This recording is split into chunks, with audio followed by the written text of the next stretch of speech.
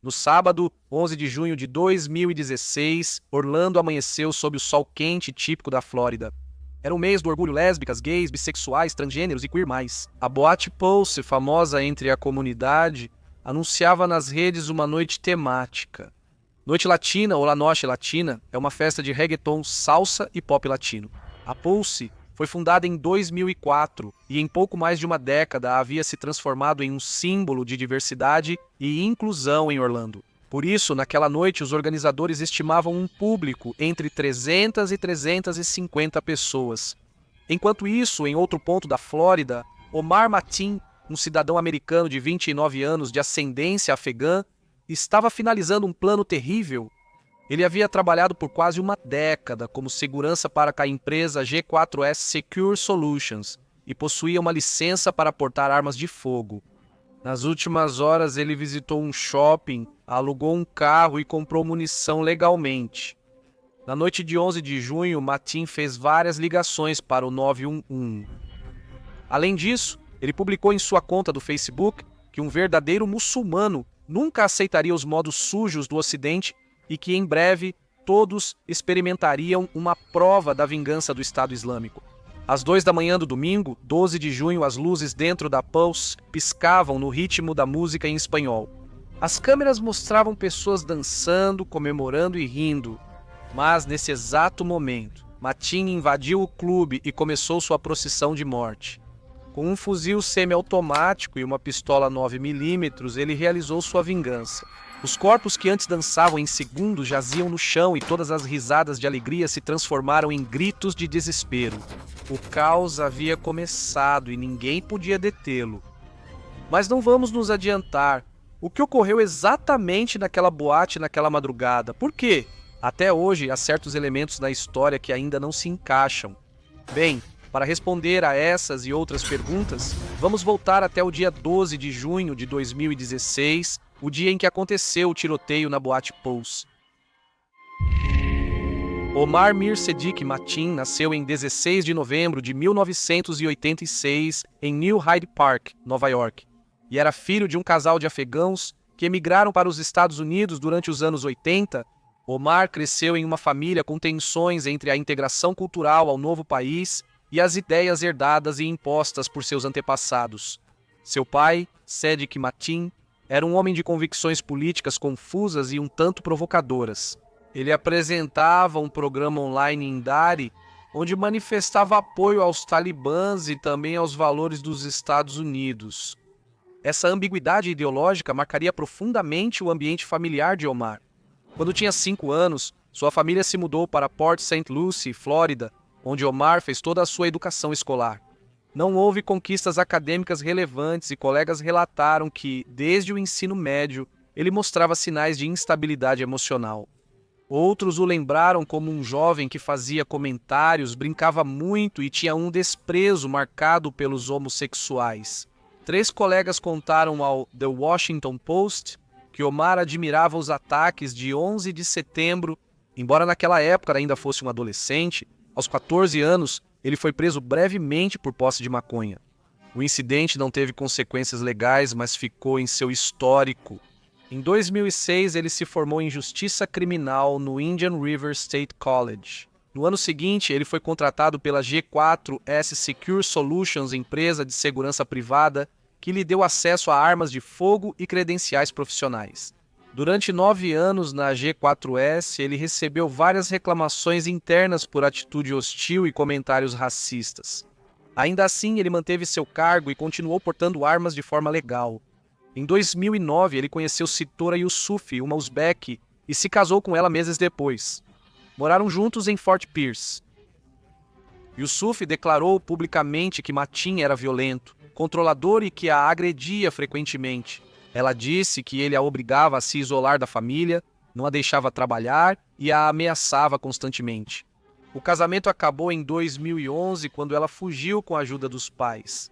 Entre 2011 e 2012, Omar fez 2 viagens à Arábia Saudita para peregrinações religiosas a Meca, sem registro de comportamentos suspeitos ou vínculos com extremismo. Essas viagens marcaram uma mudança na sua relação com a religião.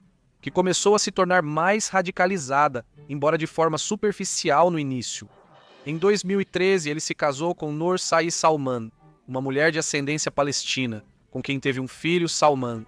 Ela também denunciaria mais tarde que vivia sob constante controle, que seu marido era agressivo e que demonstrava uma obsessão crescente por temas religiosos, armas e violência. Segundo seu testemunho, ela tentou detê-lo por conta própria em mais de uma ocasião, mas nunca alertou as autoridades. No mesmo ano, um colega denunciou ao FBI que Martin elogiou grupos terroristas como a Al-Qaeda. Omar foi interrogado pelos agentes em várias ocasiões e a investigação durou 10 meses, mas foi encerrada por não encontrarem evidências conclusivas de que Martin estivesse planejando algo concreto. Em 2014, voltou a ser investigado pelo FBI após descobrirem seu contato com Moner. Mohammed Abu Zabou, um jovem americano que havia morrido em um atentado suicida na Síria. Essa segunda investigação foi encerrada. Mesmo assim, Martin não entrou em listas de vigilância terrorista, nem teve o porte de armas restrito, e continuou trabalhando sem problemas em seu emprego de segurança privada. Mesmo assim, colegas de trabalho ainda o consideravam instável. Frequentava clubes noturnos e academias com frequência, falava sobre matar pessoas e apresentava um comportamento que oscilava entre uma homofobia agressiva e uma estranha fascinação pelo ambiente gay. Testemunhas disseram tê-lo visto mais de uma vez no Pulse, clube que ele escolheria como alvo depois. Algo estava se formando dentro dele e, apesar de muitas coisas estarem vindo à tona, ninguém imaginava o futuro tão sombrio dessa pessoa. Em 2015, o pai de Omar, Zedig Matin, participou de um programa de televisão via satélite e se candidatou à presidência do Afeganistão.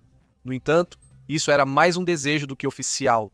Ele chamava os talibãs de irmãos e, em várias aparições, condenava abertamente a homossexualidade, dizendo que não era algo do ser humano. Nos 2 anos seguintes, como dissemos, Omar Matin passou a frequentar com frequência clubes noturnos, incluindo o Pulse. Várias testemunhas afirmaram tê-lo visto bebendo sozinho, observando os frequentadores e indo embora sem interagir com ninguém. Outros relataram que ele usava apps de namoro como Grindr para contatar homens, às vezes com perfis falsos. Esses detalhes levantaram dúvidas sobre sua orientação sexual, algo que mais tarde seria retomado para definir melhor seu perfil psicológico. No entanto, não se chegou a nenhuma conclusão clara. A vida familiar de Omar era tão caótica quanto sua personalidade. Sua esposa, Noor Salman, declarou que com o passar do tempo, Matin passava cada vez mais horas assistindo a vídeos de propaganda jihadista, praticando tiro ou planejando ataques, com mapas na mesa de jantar. A mulher chegou até a acompanhá-lo quando ele foi comprar balas, armas e um cinto de munição em lojas locais, mas mais uma vez evitou denunciá-lo. Em maio de 2016, Omar comprou legalmente um rifle semiautomático em St. Lucie e, dias depois, uma pistola de 9mm. Ele também tentou comprar uma armadura de combate e munição em outra loja, mas os funcionários começaram a suspeitar de suas intenções e o expulsaram do local. No mesmo mês, ele pesquisou na internet sobre o Estado Islâmico do Iraque e da Síria, atentados na França, fuzis de assalto e informações da boate Pulse. No seu telefone ficaram rastros dessas buscas e também no histórico do seu computador. Em 4 de junho de 2016, uma semana antes do ataque, Matin foi ao Disney Springs com sua esposa e filho. Segundo ela, ele fez isso durante um reconhecimento e falou sobre a possibilidade de atacar o local algum dia. As autoridades federais consideraram essa hipótese, mas não confirmaram se era uma intenção real ou só mais uma ameaça. Entre os dias 8 e 11 de junho, Matin alugou um carro, comprou um novo celular e até foi visto novamente nos arredores da Pulse. Como ficou claro, nesses dias Matin fazia os últimos ensaios, parecia que ninguém suspeitava do que ele estava prestes a fazer. Assim nossa história retorna ao começo. Na noite de 11 de junho de 2016, a boate Pulse em Orlando estava cheia de pessoas. Era sábado, noite latina com reggaeton, salsa e bachata. Os frequentadores, em sua maioria jovens hispânicos, dançavam, riam e se abraçavam sem imaginar que tudo aquilo se transformaria em um pesadelo. Às 2 da madrugada, Omar Mateen entrou no local pela porta principal. Ele vestia roupas escuras e carregava um rifle semiautomático, AR-15 e uma pistola Glock 17, 9mm com vários carregadores. Ele atirou quase imediatamente, primeiro contra os seguranças, depois contra a multidão que ainda estava lá dentro. Em segundos, o local virou um inferno. Alguns correram para os banheiros, outros para a cozinha ou para as diferentes saídas dos fundos. Muitos se jogaram no chão. Vítimas começaram a relatar ao 911 em menos de 2 minutos. Diziam: tem tiros, é um massacre, estamos presos. Às 2h09 da manhã, uma postagem do Pulse nas redes sociais alertou: saiam do Pulse e continuem correndo. As ligações para o 911 se multiplicaram e o primeiro policial a chegar ao local, Ada Gruller, trocou tiros com Mateen do lado de fora do clube. Depois, as forças especiais Special Weapons and Tactics cercaram o local, porém o agressor já estava entrincheirado com reféns nos banheiros. Durante as 3 horas seguintes, Mateen manteve comunicação intermitente com a polícia. Ele declarou lealdade ao líder do Estado Islâmico, Abu Bakr al-Baghdadi, e falou sobre represálias pelas mortes de civis muçulmanos no Iraque e na Síria. Os negociadores tentaram ganhar tempo enquanto, do lado de fora, uma equipe tática da Special Weapons and Tactics se organizava. Lá dentro, os minutos pareciam eternos. Algumas vítimas sangravam sem atendimento médico, enquanto outras imploravam em silêncio em meio ao horror. Um jovem, Ed Jamal Droy Justice, conseguiu enviar mensagens de texto para sua mãe do banheiro onde estava preso. Ele escreveu para ela: mãe, eu te amo, estão atirando em mim, estou preso no banheiro, eu vou morrer. Sua mãe respondeu desesperada, tentando acalmá-lo, mas Ed estava certo e foi uma das vítimas fatais desse ataque. Enquanto isso, as autoridades monitoravam cada movimento do lado de fora, avaliando se havia explosivos que pudessem piorar ainda mais aquele desastre.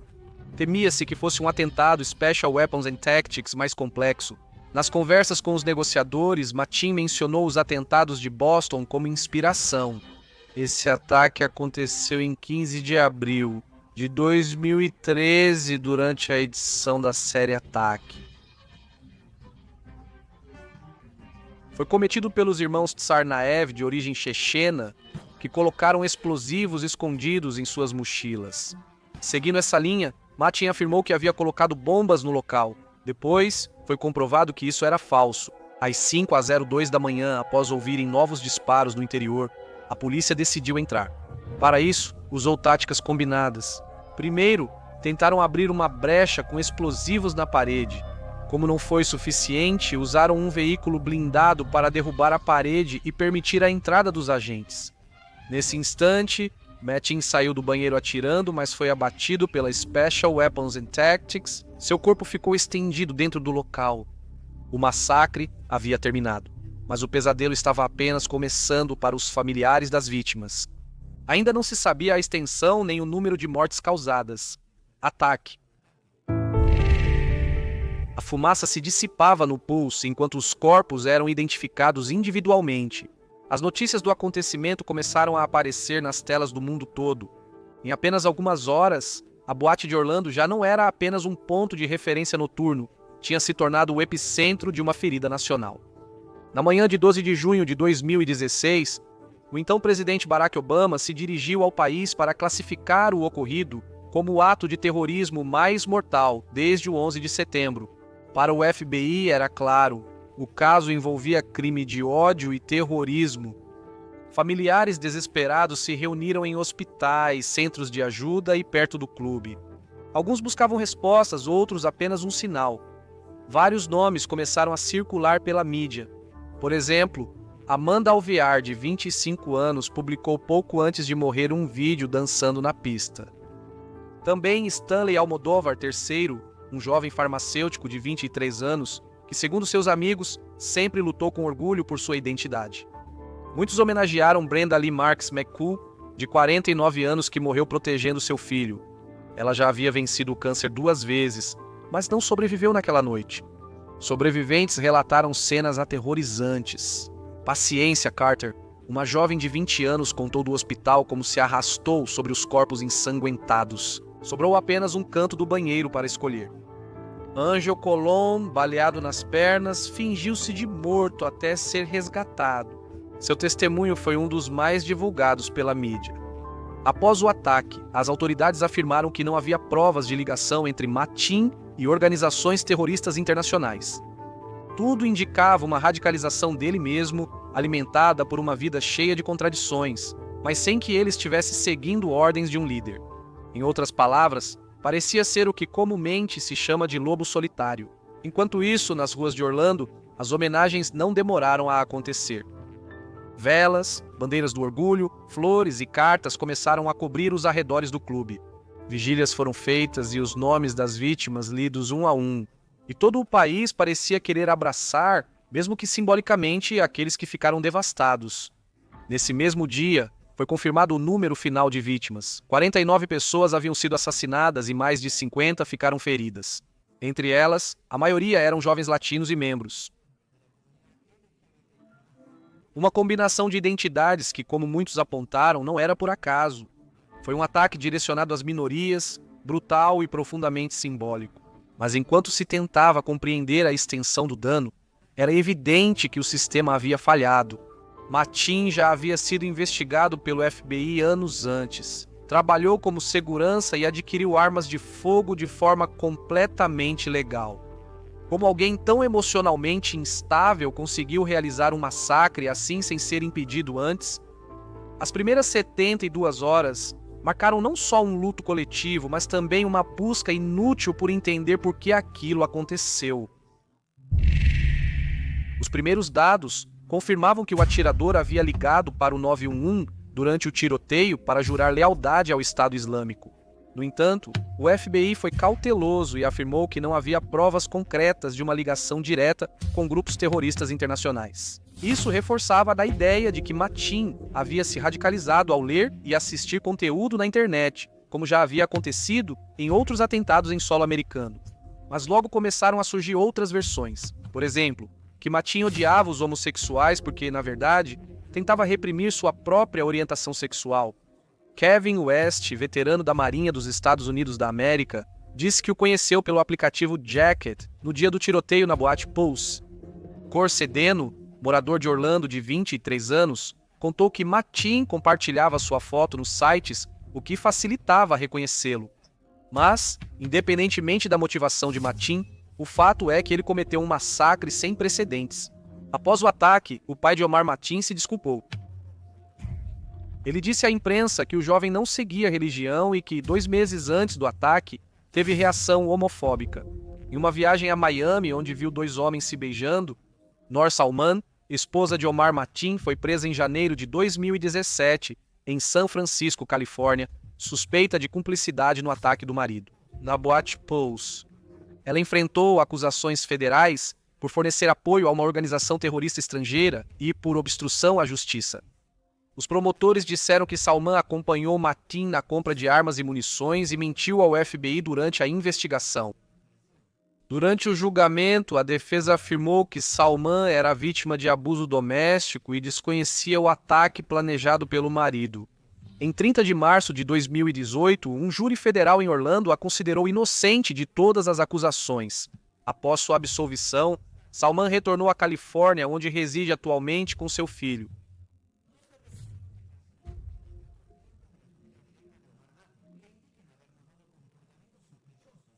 A investigação concentrou-se principalmente em Noor Salman e nas possíveis influências ideológicas e pessoais que poderiam ter motivado Mateen. Para parte da sociedade, as omissões do FBI sobre Mateen em 2013 e 2014 não foram erros, mas parte de algo maior. Em fóruns e meios alternativos, começaram a circular teorias que falavam de uma possibilidade de operação encoberta fracassada, de manipulações por parte de agências de inteligência, ou até mesmo de um ataque que buscava gerar um impacto social para justificar novas leis sobre o controle de armas ou vigilância interna? Nada disso foi comprovado, mas, como costuma acontecer com grandes tragédias, as explicações conspiratórias nunca demoraram a aparecer. As investigações concluíram que o agressor agiu sozinho, motivado por ódio, fanatismo religioso e identidade reprimida. No entanto, para os familiares das vítimas, nenhuma explicação foi suficiente. No fim, ninguém podia devolver filhos, irmãos ou amigos. O que aconteceu na Boate Pulse não foi apenas uma tragédia, foi uma ferida que marcou uma geração inteira. A cidade mudou e a legislação também. Em alguns estados, os controles sobre a venda de armas semiautomáticas foram intensificados. A comunidade lésbicas, gays, bissexuais, transgêneros e queer mais criou novos meios de organização, como fundos de ajuda, campanhas e projetos educativos. A ferida, apesar de profunda, foi semente da resistência. O ataque resultou de várias tensões. Assim como a homofobia, todo extremismo, a facilidade de acesso a armas nos Estados Unidos, a saúde mental não tratada e a vigilância falha. Assim, em 2021, 5 anos após o ataque, o Pulse virou monumento nacional para preservar sua história e mensagem marcante para milhões. Além disso, foi criada a Fundação One Pulse, que trabalha pelo legado das vítimas e pelo acompanhamento dos sobreviventes e famílias. Hoje, o terreno onde ficava a boate permanece em silêncio. Já não há música, não há luzes coloridas, não há passos de dança. Mas há algo mais forte, o eco de quem estava lá e a certeza de que a memória, quando é preservada, nunca morre.